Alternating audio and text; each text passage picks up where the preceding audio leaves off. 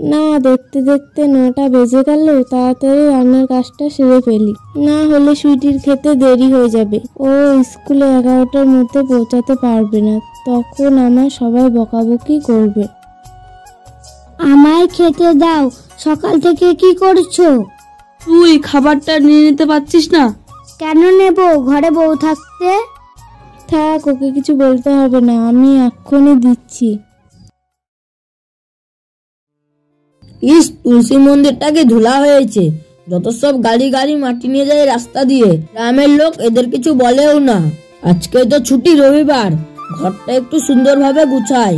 Beauty থাকলে ও ঠাকুরগুলাকে কিভাবে যত্ন নেয়। প্রত্যেক দিন সকাল সন্ধ্যা পূজা দিত। আজ বড় ঘরটা ফাঁকা ফাঁকা লাগে। ওর কথা ভাবতে মনটা বড় খারাপ লাগছে। আজকে বরং বিউটির বাড়ি থেকে ঘুরে আসি।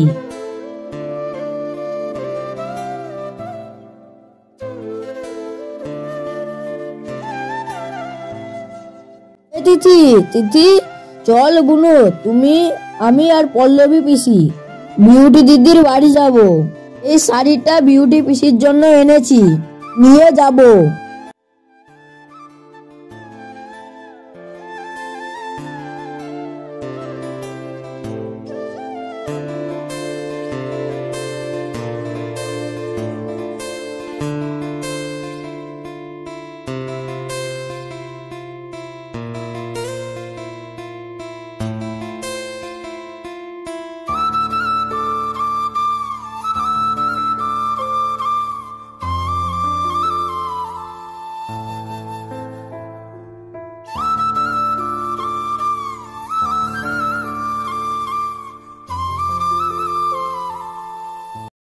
সুইটি, তোমার দাদা কোথায় গেল? বাজারে যাবে?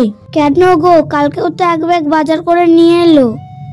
না, মানে আমার দাদা আসছে, আমাকে ফোন করেছিল তার জন্য। তাই বুঝি? আমি মনে করলাম কি না কি হবে বাড়িতে। তুমি ভাবছো তোমার বিয়ের বাজার করতে পাঠাচ্ছি? আমি কি তাই বলেছি? এত আর লজ্জা পেতে হবে না।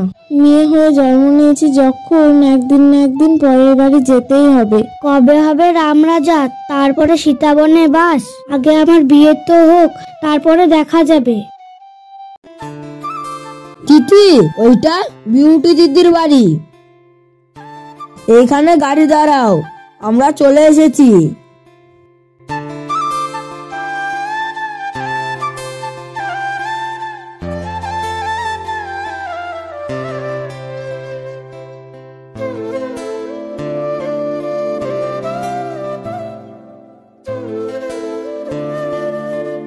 বুনু, আমার কি খাবার খাবা? সুইটি, তুমি বুনুকে দোকানে নিয়ে যাও। তিথি, তুমি খাটের ওপরে বসো।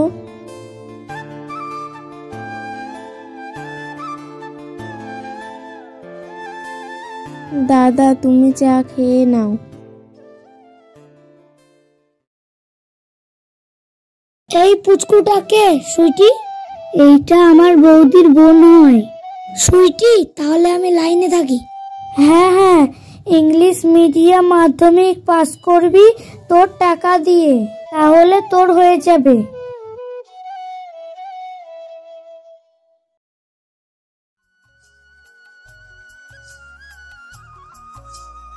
এই ব্যাগটা ধরো, প্রতিদিনের মতো আবার যেন মাল খেয়ে এসো না। ঠিক আছে, আমি বাজারে যাচ্ছি।